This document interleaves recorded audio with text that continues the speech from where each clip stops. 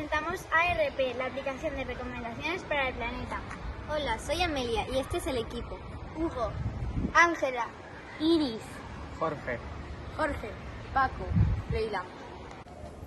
¡Soy César! Somos de la categoría... Chicas, ha llegado un nuevo mensaje de Anne. Así que nos propondrá hoy. Seguro que es un reto tan divertido como el de ayer. Esta es la aplicación de ARP. La aplicación de ARP consiste en animar a las personas a ayudar al medio ambiente. Esta aplicación te pone retos, recomendaciones, curiosidades, sitios donde ir y actividades divertidas tanto para niños como para adultos.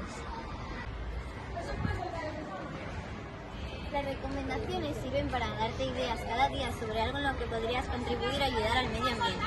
También va por niveles. Por ejemplo, cada vez que vas completando un nivel te vienen otros niveles con un propósito aún mayor. ARP también te dice, hoy te recomiendo que vayas al trabajo en transporte público, y después te dice en curiosidades por qué deberías hacer eso.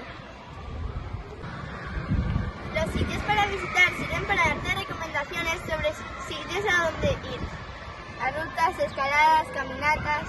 Sitios donde puedes tomar tu tiempo libre y disfrutar de la naturaleza. Sitios donde puedes sentirte libre, eso es lo que hace ARP. Te ayuda a convertir este mundo en un lugar mejor.